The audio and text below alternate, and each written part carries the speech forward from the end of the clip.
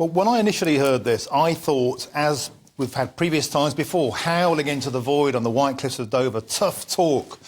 But I thought they're about as likely to stop the boats as King Canute could stop the tide. The forces are simply too great against them. And that, of course, is the resistance from lawyers, from the NGOs, from charities, from the media.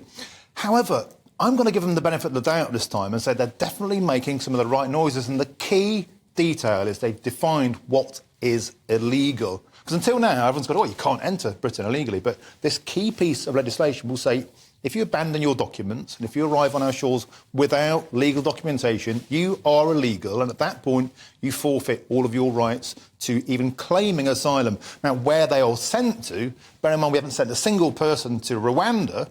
That was a kind of showcase policy that just hasn't delivered. We're going to need a lot more places.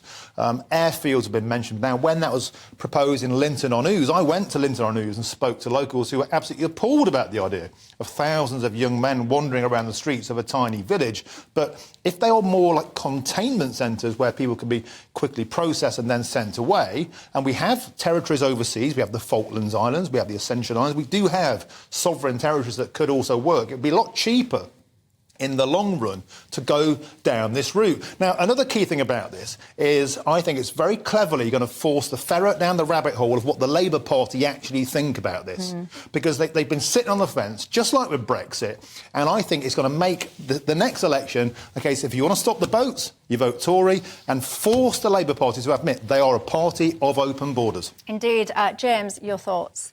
Yes, so it's not going to work because it's not going to stop displacement. The reason why people are leaving their countries, it's not going to stop that. It's not going to stop people still trying to come into the UK. The boat route started up when they started closing down other routes. There aren't safe and legal routes for people to take, so that's not going to stop. It won't clear the backlog. There's a huge backlog, like 165,000, 166,000. This won't do anything to clear that. That requires resources in the Home Office so that people can be processed, so their claims can be processed and judged whether they should be granted asylum or not. It's kind of gross to say that someone claiming asylum is no longer legal. People should have a legal right to claim asylum. Whether that is judged to be granted is a different question. You don't have a right to have it granted, but you definitely have a right to claim asylum.